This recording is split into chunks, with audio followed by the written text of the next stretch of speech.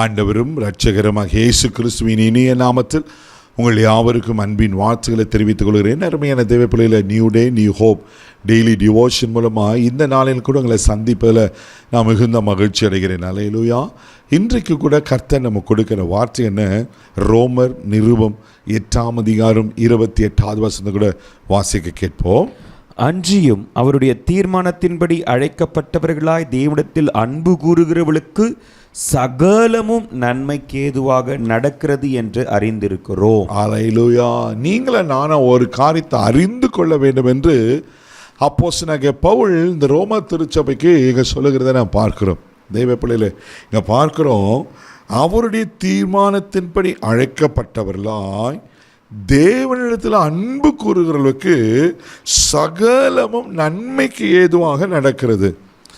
Brother, நான் ஆண்டவத்தில் அன்பு கூறுறேன், ஜெபம் பண்ணுறேன், உபவாசிக்கிறேன், சர்ச்சுக்கு போகிறேன், கொடுக்குறேன், வேறு எதையும் நான் சார்ந்தில்லை, கர்த்தரையே தான் சார்ந்திருக்கிறேன், அவர் பாதத்தான் பிடிச்சிருக்கிறேன்.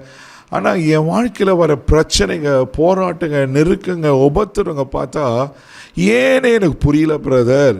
நிறைய பேர் அப்படி சொல்ல கேட்டிருக்கிறேன். ஆனால் வேதம் என்ன சொல்கிறது? அவருடைய தீர்மானத்தின்படி அழைக்கப்பட்டு அவரிடத்தில் அன்பு கூறுகளுக்கு சகலமும் நன்மைக்கு ஏதுதான்.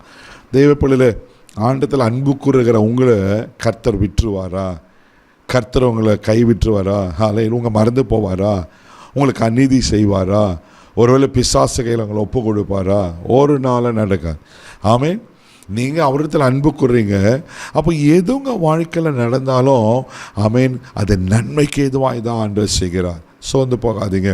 சில நேரங்கள் ஆண்டவர் நம்மளை மறந்துட்டது போல இருக்கும், ஆனால் நம்ம விசுவாசத்தை அவர் பலப்படுத்துவார். அந்த தீமையில் கூட ஆண்டவர் நம்மளுக்கு ஒரு நன்மையை வச்சிருப்பார். அநேக பாடங்களை நம்மளுக்கு கற்றுக் கொடுப்பார். நான் உபத்திரப்படும் மூலமாக நெருக்கப்படுறதுனால மூலியமா இந்த காரியம் நமக்கு மாத்திரமில்லை, அதன் பிறகு அது பலருக்கு ஆசீர்வாதமாய் கர்த்தரை மாற்றுவார். எத்தனையோ சம்பவங்களை நம்ம பார்க்கிறோம் அல்லவா? ஆமென். ஆண்டவர் நிச்சயமாக அது செய்வதற்கு உண்மையில் இருக்கிறார். ஆதியாகமம் புஸ்தகம் 50ஆம் அதிகாரம் 20வது வசனம் வாசித்தீங்கன்னா நம்ம எல்லாரும் தெரிந்த ஒரு சம்பவம். அங்கே யோசிப்பு வாழ்க்கையில் நடந்த ஒரு காரியம்.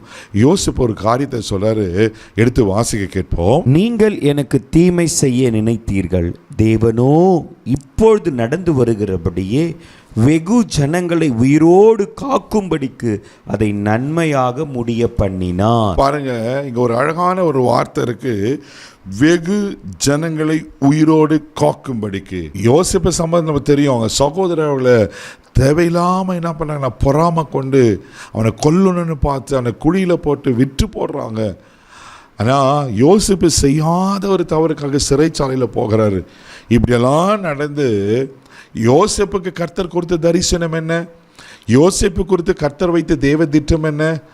தெய்வ பிள்ளைகளை, அவன் அநேக ஜனங்களை அவனை போஷிக்கணும், ஒரு பெரிய அதிபதியாக வரணும். இதுதான் தேவனுடைய திட்டம். 11 அரிக்குட்டு வணங்கியிருக்கு, ஒரு அரிக்கட்டு மட்டும் நிமிர்ந்திருக்கு. அதுதான் தெய்வ திட்டம். சூரியன் சந்திரன் எல்லாம் அந்த நட்சத்திரத்தை பணிந்து கொள்ளணும். ஆனால் நடக்கிறது பார்த்தீங்கன்னா எல்லாம் தீமையான காரியம் போல இருக்கு.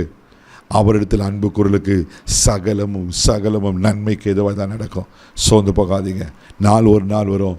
யோசேப்பை கர்த்தர் எப்படி முழு எகிப்துக்கும் அதிபதியாய் மாற்றி யார் விரோதமாக இருந்தாங்களோ அந்த சகோதரர்களை அவர் கீழே வைத்து அந்த யோசேப்பு மூலமாக அவர்களெல்லாம் ஜீவரட்சணை பண்ணி செய்து பாதுகாத்து ஆமென் ஆசீர்வாதமான பாத்திரமாய் மாற்றுவாருன்னா உங்களை கைவிட்டுவாரா?